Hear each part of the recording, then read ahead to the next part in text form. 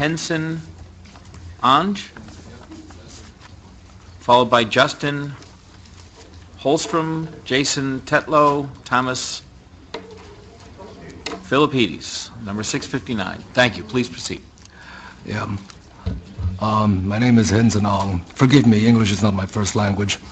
I am a legal immigrant, and I am an American by choice.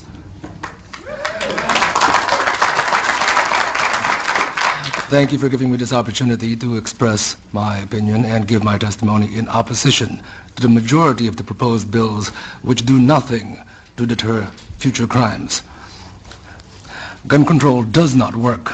Your own history is replete with high school rifle teams, Boy Scout, marksmanship merit badges. You could buy rifles at the hardware stores. You could order them, mail order, delivered to your home. Your country was awash in readily available firearms and ammunition. And yet, in your past, you did not have mass school shootings. Other people have already expressed the question, what changed? It was not that the availability of guns suddenly exploded or increased. It actually was decreased. What was changed was societal decay.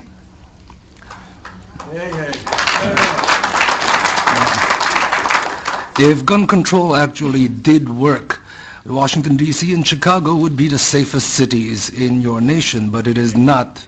They have the toughest gun laws and the highest crime and murder rates. Now, some people have asked and called the AR-15. They called the AR-15 a weapon of mass killing. Well, it turns out that there are a few government agencies which disagree with that characterization. The Department of Homeland Security has stated that a rifle chambered in .556 NATO with a 30-round magazine is suitable for personal defensive use. I have documentation on that. It is HSCEMS-1212-00011, solicitation for the Immigration and Customs Enforcement Agency. Now, who needs an AR-15 with 30-round mags? That question has also been brought up. And I would like to put forward that had the Koreans in the LA riots not had AR-15s and AK-47s with 30-round magazines and Ruger 30s, their businesses would have been burned to the ground like all of the other businesses in their neighborhoods. Theirs stood because they stood their ground. I would also put forward the conjecture that had the 10,000 students at Tiananmen Square not been unarmed, things may not have resulted in so many of them disappearing. In your own laws, United States versus Miller, 309, U.S. 174, 1939, it was made clear that the type of firearms protected by the Second Amendment were those specifically useful and common for military use in defense of the state. I would like to note that the state is not the government. The state is the people.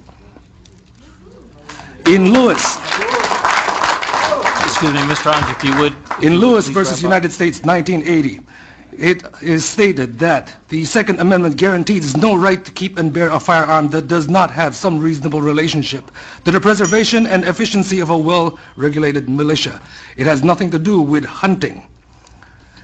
The militia, as per the debates in the convention, shows plainly enough that it is composed of all males physically capable of acting in concert for common defense. And further, that ordinarily, when called for service, these men were expected to appear bearing arms supplied by themselves and of a kind in common use at the time. The AR-15 is the most common and popular rifle in America at this time. Would you please wrap up? I will wrap up. I would like to wrap up with a statement from Judge Andrew Kozinski in Silveria vs. Lockyer, 2003. My excellent colleagues have forgotten these bitter lessons of history. The prospect of tyranny may not grab the headlines the way vivid stories of gun crime usually do, but few saw the Third Reich coming until it was too late. The Second Amendment is a doomsday provision, one designed only for those exceptionally rare circumstances when all other rights have failed. A free people can only afford to make this mistake once. Thank you.